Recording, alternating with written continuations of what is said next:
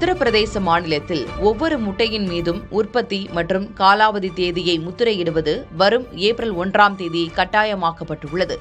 கடைகள் மற்றும் ஆன்லைனில் அழுகிய முட்டைகள் விற்கப்படுவதாக எழுந்த தொடர் புகார்களின் அடிப்படையில் அரசு இந்த நடவடிக்கையை எடுத்துள்ளது. மக்கள் காலாவதி ஆகாத முட்டைகளை வாங்குவதை உறுதி செய்வதே இதன் நோக்கம். உற்பத்தி காலாவதி தேதிகள் குறிப்பிடப்படாத முட்டைகள் விற்பனைக்கு உகந்ததல்ல என நிராகரிக்கப்படும். பொதுவாக 30 டிகிரி செல்சியஸ் வெப்பநிலையில் சேமிக்கப்படும் முட்டைகள் உற்பத்தியான தேதியிலிருந்து 2 வாரங்கள் வரை பயன்படுத்த ஏற்றவை என அதிகாரிகள் தெரிவித்தனர்.